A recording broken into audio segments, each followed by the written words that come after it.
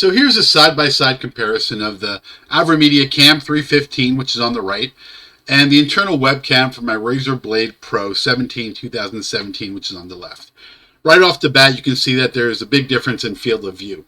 The AVerMedia CAM 315 has a very wide field of view, so you can see all the elements in the room, whereas the webcam is significantly cropped.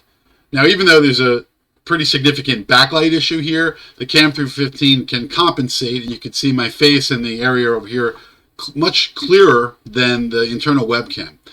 The internal webcam colors are very muted and dark and grainier than the CAM 315.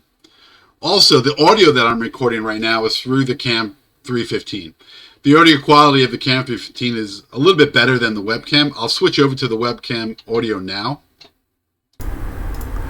So this is the internal mic of the webcam, and you can tell that there's a difference between the way the 315 picks up sound and the internal webcam picks up sound, with the 315 being of better quality. I'll switch back to the 315 now.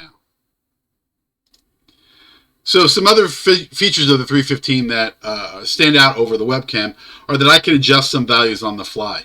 With the 315 software, I can change brightness, contrast, hue, saturation, and sharpness, or go back to the defaults.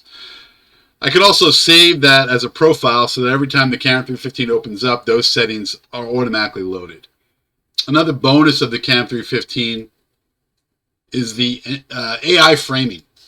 So when I enable this, what the CAM 315 will do, we'll try to zoom in, and let's see if we can get this to work. If I move around a little bit, the camera will try to zoom to make sure that it encompasses everybody that's in the frame.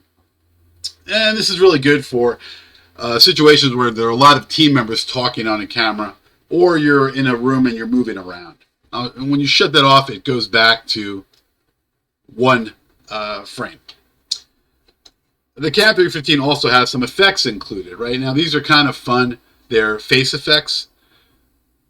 These aren't as effective or useful as something like Snapchat filters that you can load onto your camera, because they don't really ever line up properly.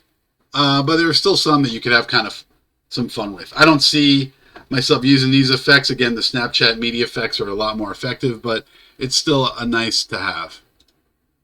The CAM 315 also has some filters like skin tone adjustment and smoothing. And if you could see off and on, it does help a little bit. But again, I don't see myself using that a lot.